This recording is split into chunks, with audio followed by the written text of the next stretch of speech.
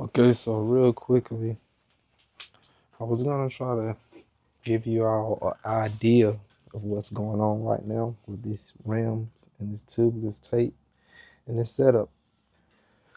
I've already installed the valve, and we're gonna remove this core right here, and we're gonna put our sealant in once we have everything mounted and ready to go. And just show you a little bit of that process and how it goes. So right here on this stem, there's a little bitty gasket right here in between there. And once I get my valve in, I usually come in and tighten this up just a little bit more so there isn't any chance that some sealant might leak through. So I just tighten that down a little bit more. And on each of my rims, I use this rubber solution. It's not necessary to do this in a tubeless setup, but in my prior setups, I've always used this and I never had any leaks whatsoever. So I like to use this before I come in and put the sealant in around that valve. I'll let that sit for a few minutes and just repeat the process on the other rim.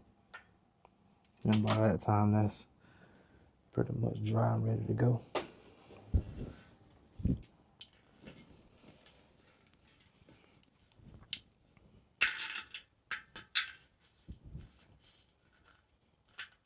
Tighten it down a little bit.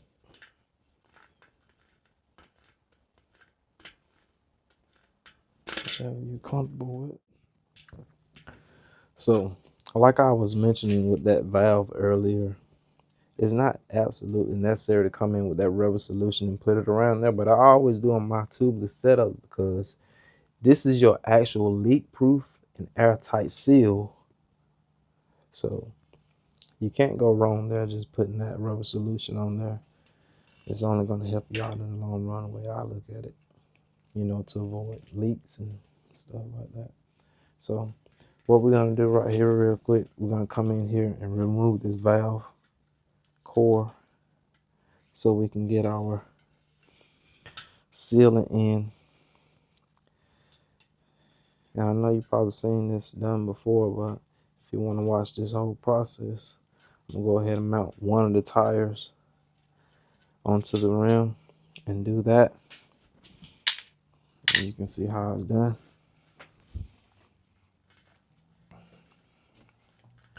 Rotation on the tire.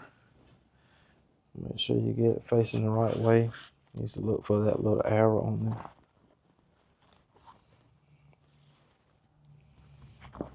On one side of it.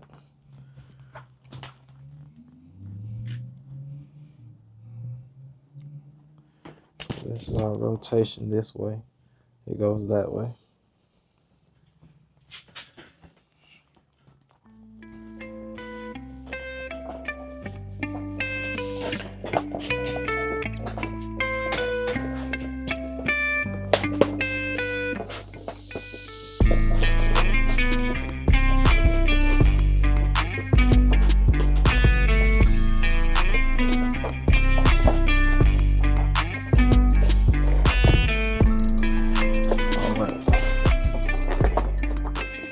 You can put this tire on without using that lever.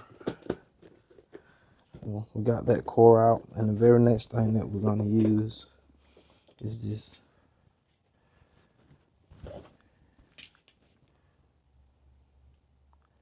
just some little sealant for the tire. Shake it up a little bit, I guess.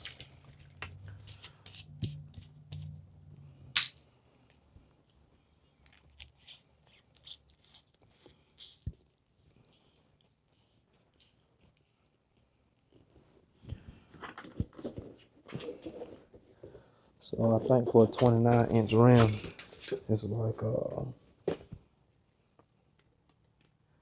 want to say 4 ounces.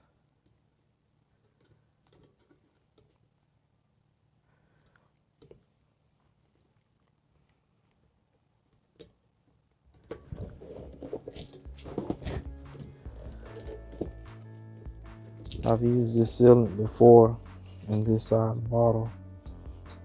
It was nearly half the bottle for one tire. So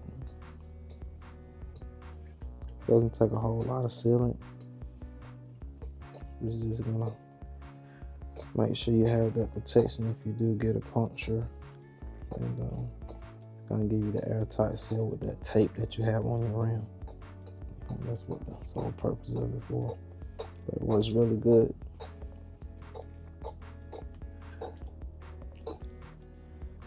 It's a little close to half, and you can always come back and put you some more sealant in.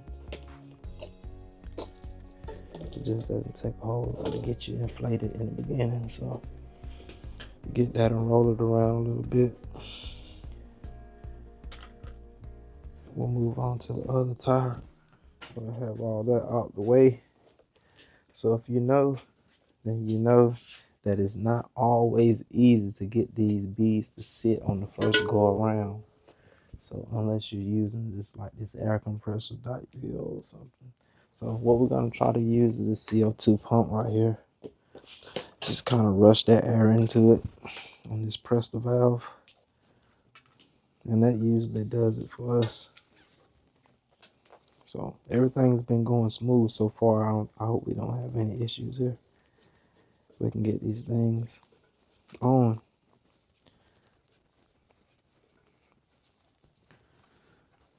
And one of the things that I like to use to get my tires to sit is Dawn soap and water. So we'll get one of these sponges and just some regular Dawn dish soap.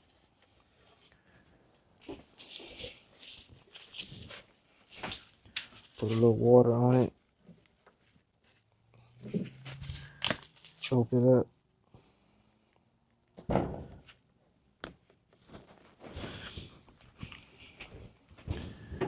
And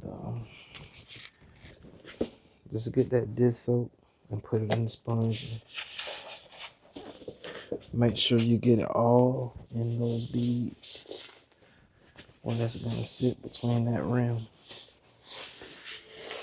And you're gonna need a lot more just to get it real soapy. I'm just putting that soap on right here. Get you a paper towel. It works a little better than a sponge.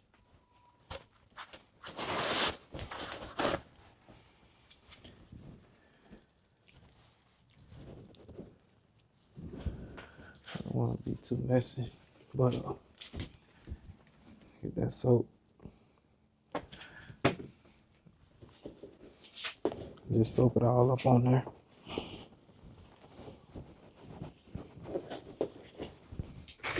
Get it down in the bead.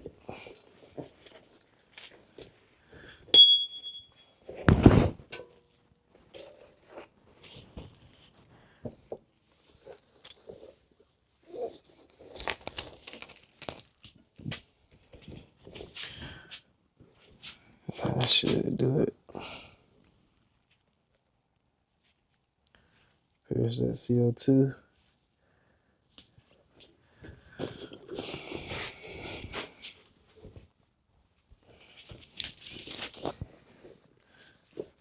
And they're going there, no problem now.